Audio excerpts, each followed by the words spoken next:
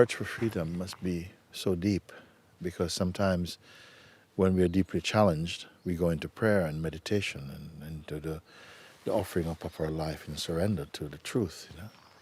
When pain comes, when uncertainties come, when the feeling of a sense of a threat comes, we do this.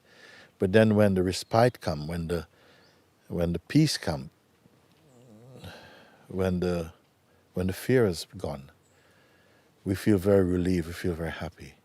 We go to sleep. And I'm not saying that we should try and attract fear or attract difficulties.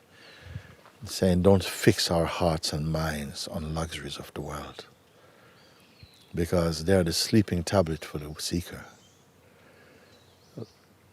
Let it be provided by the Supreme Being. And then you'll know a happiness that can never fade.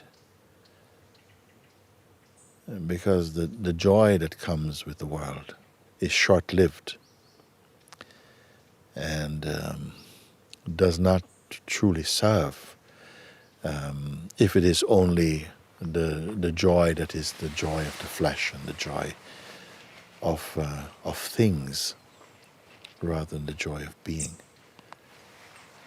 And so the true seeker aspires for what is lasting, what is true, not what is momentary or apparent.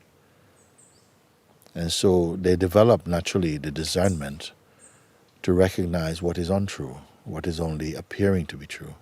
That power grows within them, and their entire being is nurtured by that yearning for truth, and they are satisfied by it. Having wealth and so on, physical, material wealth, does not guarantee you happiness. It may give you pleasure. It may give you also a false sense of security. But it also takes something, because if we are living in too much abundance, you become lazy in every direction almost. You become, except for trying to preserve, the thing that gives you that sense of security. You're not lazy for that. You'll try and keep that up as much as possible. Don't want to go to that. We don't need to talk about this so much. Just to remind that what is really important to you, you must find. If it is the real happiness that comes with the self, and you are one who has already tasted that, continue to meditate on the isness of being. Continue to contemplate the deeper nature of the consciousness in its human expression. Continue to be established in that, so that when the winds of time come and go, the sands of time, you're not swept away, You're never overexcited or depressed by anything that life brings, because you're already clear in your heart and mind that this is the play of ephemerality, of temporality.